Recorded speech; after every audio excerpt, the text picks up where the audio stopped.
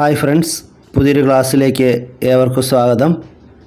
LGS 2024 syllabus ക്ലാസ്സിൽ ഇന്ന് നമ്മൾ കേരളത്തിലെ ഊർജ്ജ സ്രോതസ്സുകളെക്കുറിച്ച് ഇന്നലെ പഠിച്ചതിൻ്റെ ബാക്കിയാണ് പഠിക്കാൻ പോകുന്നത്. നമുക്ക് ക്ലാസ്സിലേക്ക് കടക്കാം. സ്വകാര്യ മേഖലയിൽ പ്രവർത്തിക്കുന്ന കേരളത്തിലെ ജലവൈദ്യുത പദ്ധതികൾ ഏതെല്ലാമാണ്? മണിയാർ, കുത്തുങ്കൽ, ഉള്ളങ്കൽ. പത്തനംതിട്ട ജില്ലയിലെ മണിയാർ, ഇടുക്കി ജില്ലയിലെ കുത്തുങ്കൽ, പത്തനംതിട്ട ജില്ലയിലെ തന്നെ ഉള്ളങ്കൽ എന്നിവയാണ് സ്വകാര്യ മേഖലയിൽ പ്രവർത്തിക്കുന്ന കേരളത്തിലെ ജലവൈദ്യുത പദ്ധതികൾ. സ്വകാര്യ മേഖലയിൽ പ്രവർത്തിക്കുന്ന കേരളത്തിലെ ആദ്യത്തെ ജലവൈദ്യുത പദ്ധതി ഏതാണ്? പത്തനംതിട്ട ജില്ലയിലെ മണിയാർ. സ്വകാര്യ മേഖലയിൽ പ്രവർത്തിക്കുന്ന കേരളത്തിലെ ആദ്യ ജലവൈദ്യുത പദ്ധതി പത്തനംതിട്ട ജില്ലയിലെ മണിയാർ ജലവൈദ്യുത പദ്ധതിയാണ്. കേരളത്തിലെ സ്വകാര്യ മേഖലയിലെ ഏറ്റവും വലിയ ജലവൈദ്യുത പദ്ധതി ഏതാണ്? കുത്തുങ്കൽ. ഇടുക്കി ജില്ലയിലെ കുത്തുങ്കലാണ് കേരളത്തിലെ സ്വകാര്യ മേഖലയിലെ ഏറ്റവും വലിയ ജലവൈദ്യുത പദ്ധതി. പത്തനംതിട്ടയിലെ ഉള്ളങ്കൽ ജലവൈദ്യുത പദ്ധതി സ്ഥിതി ചെയ്യുന്നത് ഏത് നദിയിലാണ്? കക്കാട് നദി. പത്തനംതിട്ടയിലെ ഉള്ളങ്കൽ ജലവൈദ്യുത പദ്ധതി സ്ഥിതി ചെയ്യുന്നത് കക്കാട് നദിയിലാണ്. കേരളത്തിൽ ആദ്യമായി വൈദ്യുതോൽപാദനം തുടങ്ങിയ ഗ്രാമപഞ്ചായത്ത് ഇടുക്കി ജില്ലയിലെ മാങ്കുളം ഗ്രാമപഞ്ചായത്താണ്. കേരളത്തിൽ ആദ്യമായി വൈദ്യുതോൽപാദനം തുടങ്ങിയ ഗ്രാമപഞ്ചായത്ത് ഏതാണ്? മാങ്കുളം ഗ്രാമപഞ്ചായത്ത്, ഇടുക്കി ജില്ല. കേരളത്തിൽ ഒരു ജില്ലാ പഞ്ചായത്തിൻ്റെ ഉടമസ്ഥതയിലുള്ള ജലവൈദ്യുത പദ്ധതി ഏതാണ്? മീൻവല്ലം.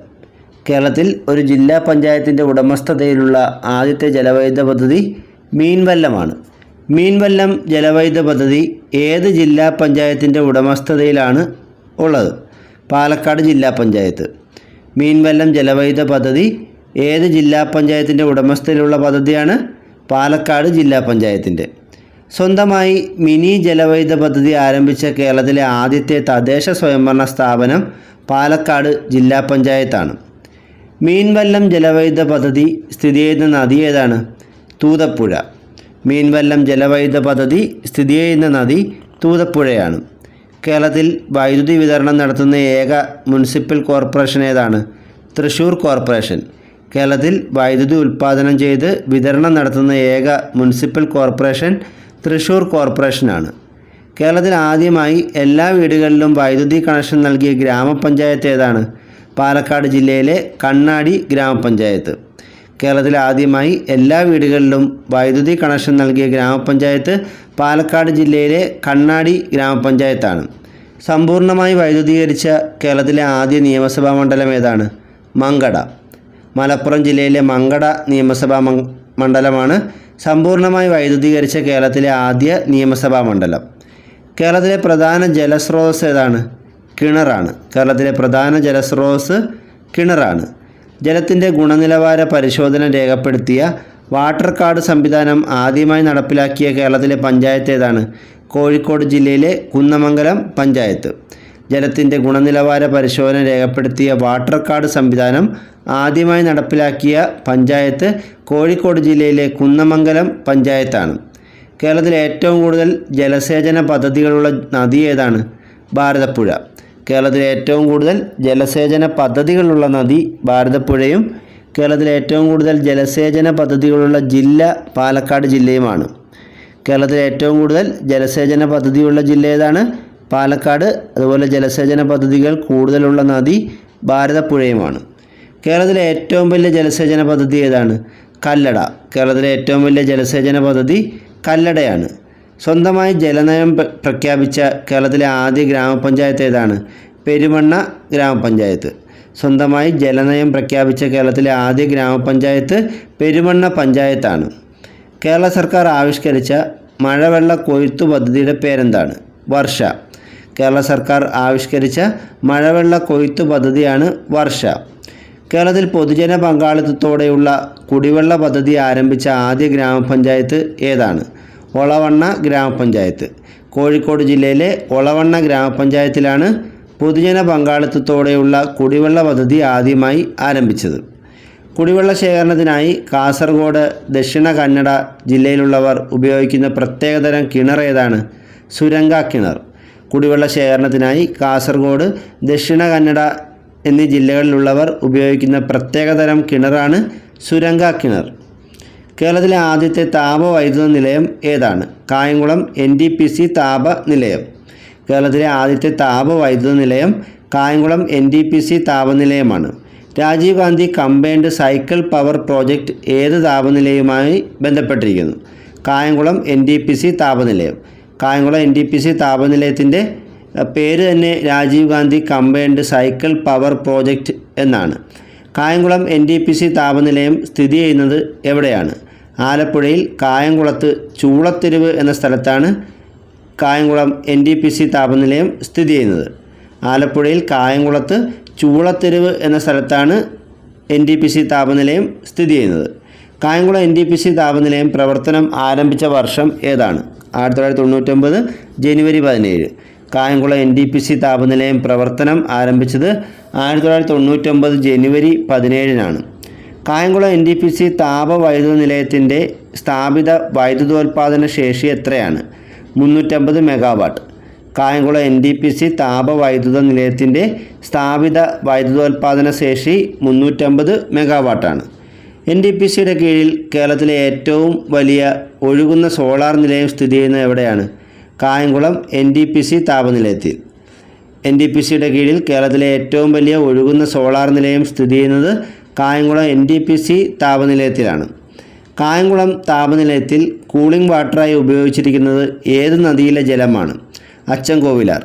കായംകുളം താപനിലയത്തിൽ കൂളിംഗ് വാട്ടറായി ഉപയോഗിക്കുന്നത് അച്ചൻകോവിലാറിലെ ജലമാണ്. Rajiv Gandhi combined cycle power പ്രോജക്റ്റിൻ്റെ അസംസ്കൃത വസ്തു എന്താണ്? നാഫ്ത. അതായത് കായംകുളം NTPC താപനിലയത്തിൽ ഉപയോഗിക്കുന്ന അസംസ്കൃത വസ്തു നാഫ്തയാണ്. കേരളത്തിലെ ആദ്യത്തെ ഡീസൽ വൈദ്യുത നിലയം ഏതാണ്? ബ്രഹ്മപുരം. എറണാകുളം ജില്ലയിലെ ബ്രഹ്മപുരത്താണ് കേരളത്തിലെ ആദ്യത്തെ ഡീസൽ വൈദ്യുത നിലയം സ്ഥാപിച്ചിട്ടുള്ളത്. കേരളത്തിലെ രണ്ടാമത്തെ ഡീസൽ വൈദ്യുത നിലയം കോഴിക്കോട് ജില്ലയിലെ നല്ലളവുമാണ്. കേരളത്തിലെ ആദ്യത്തെ ഡീസൽ വൈദ്യുത നിലയം എറണാകുളത്തെ ബ്രഹ്മപുരവും രണ്ടാമത്തെ ഡീസൽ വൈദ്യുത നിലയം കോഴിക്കോട് ജില്ലയിലെ നല്ലളവുമാണ്. കാസർഗോഡ് ജില്ലയിലെ ചീമേനി താപവൈദ്യുത നിലയത്തിൽ ഉപയോഗിക്കുന്ന ഇന്ധനം ഏതാണ്? പ്രകൃതിവാതകമാണ്. കാസർഗോഡ് ജില്ലയിലെ ചീമേനി താപവൈദ്യുത നിലയത്തിലെ ഇന്ധനം പ്രകൃതിവാതകമാണ്. കുറഞ്ഞ നിരക്കിൽ LED ബൾബുകൾ ജനങ്ങളിലേക്ക് എത്തിക്കുന്ന കേന്ദ്ര സർക്കാർ പദ്ധതിയുടെ പേരെന്താണ്? ഉജാല. കുറഞ്ഞ നിരക്കിൽ LED ബൾബുകൾ ജനങ്ങളിലേക്ക് എത്തിക്കുന്ന കേന്ദ്ര സർക്കാർ പദ്ധതിയാണ് ഉജാല. കേരളത്തിലെ ആദ്യത്തേതും ഏറ്റവും വലുതുമായ കാറ്റാടി ഫാം സ്ഥിതി ചെയ്യുന്നത് എവിടെയാണ്? പാലക്കാട് ജില്ലയിലെ കഞ്ചിക്കോട്. കേരളത്തിലെ ആദ്യത്തേതും ഏറ്റവും വലുതുമായ കാറ്റാടി ഫാം സ്ഥിതി ചെയ്യുന്നത് പാലക്കാട് ജില്ലയിലെ കഞ്ചിക്കോടാണ്.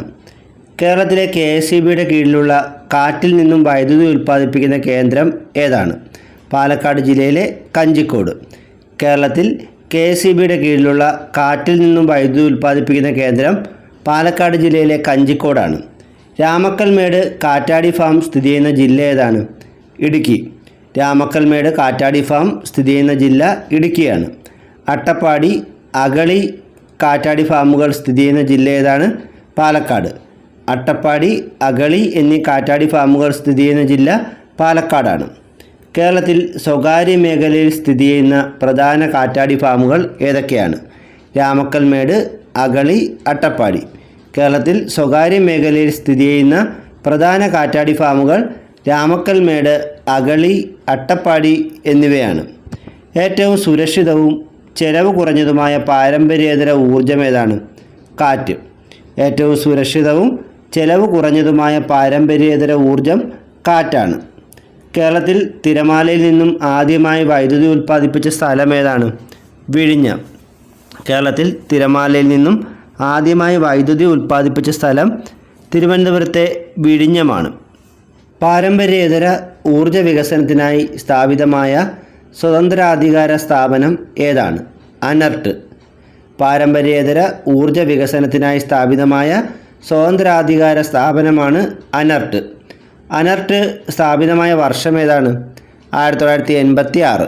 അനർട്ട് സ്ഥാപിതമായ വർഷം 1986 അനർട്ടിൻ്റെ പൂർണ്ണരൂപം എന്താണ്? Agency of new and renewable energy research and technology എന്നാണ്. അനർട്ടിൻ്റെ പൂർണ്ണരൂപം agency of new and renewable energy research and technology എന്നാണ്. അനർട്ടിൻ്റെ കീഴിൽ കാറ്റിൽ നിന്നും ഏറ്റവും കൂടുതൽ വൈദ്യുതി ഉൽപ്പാദിപ്പിക്കുന്ന ജില്ല ഏതാണ്? ഇടുക്കി. അനർട്ടിൻ്റെ കീഴിൽ കാറ്റിൽ നിന്നും ഏറ്റവും കൂടുതൽ വൈദ്യുതി ഉൽപ്പാദിപ്പിക്കുന്ന ജില്ല ഇടുക്കിയാണ്. പാരമ്പര്യേതര ഊർജ്ജ സ്രോതസ്സുകളെക്കുറിച്ച് അവബോധം നൽകുന്ന എനർജി എഡ്യൂക്കേഷൻ പാർക്ക് സ്ഥിതി ചെയ്യുന്നത് എവിടെയാണ്? എറണാകുളം ജില്ലയിൽ. പാരമ്പര്യേതര ഊർജ്ജ സ്രോതസ്സുകളെക്കുറിച്ച് അവബോധം നൽകുന്ന എനർജി എഡ്യൂക്കേഷൻ പാർക്ക് സ്ഥിതി ചെയ്യുന്നത് എറണാകുളത്താണ്. അക്ഷയ ഊർജ്ജ ഉപകരണങ്ങൾ രജിസ്റ്റർ ചെയ്യുന്നതിനായി അനർട്ട് ആരംഭിച്ച മൊബൈൽ ആപ്ലിക്കേഷൻ്റെ പേരെന്താണ്? സൗരവീതി. അക്ഷയ ഊർജ്ജ ഉപകരണങ്ങൾ രജിസ്റ്റർ ചെയ്യുന്നതിനായി അനർട്ട് ആരംഭിച്ച മൊബൈൽ ആപ്ലിക്കേഷനാണ് സൗരവീതി. KSEBയുടെ ആദ്യത്തെ സോളാർ പ്ലാന്റ് സ്ഥാപിച്ചത് എവിടെയാണ്? കഞ്ചിക്കോട്. KSEBയുടെ ആദ്യ സോളാർ പ്ലാന്റ് സ്ഥാപിച്ചത് കഞ്ചിക്കോടാണ്. KSEBയുടെ ഏറ്റവും വലിയ ഒഴുകുന്ന സോളാർ പ്ലാന്റ് നിലവിൽ വന്നത് എവിടെയാണ്? ബാണാസുര സാഗർ ഡാമിൽ. വയനാട് ജില്ലയിലെ ബാണാസുര സാഗർ ഡാമിലാണ് KSEBയുടെ ഏറ്റവും വലിയ ഒഴുകുന്ന സോളാർ പ്ലാന്റ് നിലവിൽ വന്നത്. സമ്പൂർണ്ണമായി സൗരോർജ്ജത്തിൽ പ്രവർത്തിക്കുന്ന ലോകത്തിലെ ആദ്യ വിമാനത്താവളം ഏതാണ്? Cochin international airport limited. സമ്പൂർണ്ണമായി സൗരോർജ്ജത്തിൽ പ്രവർത്തിക്കുന്ന ലോകത്തിലെ ആദ്യ വിമാനത്താവളം കൊച്ചിൻ ഇൻ്റർനാഷണൽ എയർപോർട്ട് ലിമിറ്റഡാണ്. കേരളത്തിലെ ആദ്യ സമ്പൂർണ്ണ സൗരോർജ്ജ പഞ്ചായത്ത് ഏതാണ്? പെരുമാട്ടി. പാലക്കാട് ജില്ലയിലെ പെരുമാട്ടി ഗ്രാമപഞ്ചായത്താണ് കേരളത്തിലെ ആദ്യ സമ്പൂർണ്ണ സൗരോർജ്ജ പഞ്ചായത്ത്. കേരളത്തിലെ ആദ്യ സമ്പൂർണ്ണ സൗരോർജ്ജ ബ്ലോക്ക് പഞ്ചായത്ത് ഏതാണ്? കൊല്ലം ജില്ലയിലെ മുഖത്തല. കേരളത്തിലെ ആദ്യ സമ്പൂർണ്ണ സൗരോർജ്ജ ബ്ലോക്ക് പഞ്ചായത്ത് കൊല്ലം ജില്ലയിലെ മുഖത്തലയാണ്. കേരളത്തിലെ ആദ്യ സോളാർ പാർക്ക് സ്ഥാപിതമായത് എവിടെയാണ്? അമ്പലത്തറ. കാസർഗോഡ് ജില്ലയിലെ അമ്പലത്തറയിലാണ് കേരളത്തിലെ ആദ്യ സോളാർ പാർക്ക് സ്ഥാപിതമായത്. ഇന്ത്യയിലെ ആദ്യത്തെ സോളാർ ക്രൂയിസ് വെസൽ നിലവിൽ വരുന്ന ജില്ല ഏതാണ്? ആലപ്പുഴ. ഇന്ത്യയിലെ ആദ്യ സോളാർ ക്രൂയിസ് വെസൽ നിലവിൽ വരുന്ന ജില്ല ആലപ്പുഴയാണ്. സൗരോർജ്ജത്തിൽ പ്രവർത്തിക്കുന്ന ഇന്ത്യയിലെ ആദ്യ പെട്രോൾ പമ്പ് നിലവിൽ വന്ന എവിടെയാണ്? അങ്കമാലി. സൗരോർജ്ജത്തിൽ പ്രവർത്തിക്കുന്ന ഇന്ത്യയിലെ ആദ്യ പെട്രോൾ പമ്പ് നിലവിൽ വന്നത് അങ്കമാലിയിലാണ്. കേരളത്തിലെ ആദ്യ സോളാർ വിൻഡ് മൈക്രോ ഗ്രിഡ് വൈദ്യുത പദ്ധതി നിലവിൽ വന്ന എവിടെയാണ്? താഴത്തുടുക്കി ആദിവാസി ഊര്. കേരളത്തിലെ ആദ്യ സോളാർ വിൻഡ് മൈക്രോ ഗ്രിഡ് വൈദ്യുത പദ്ധതി നിലവിൽ വന്നത് താഴത്തുടുക്കി ആദിവാസി ഊരിലാണ്.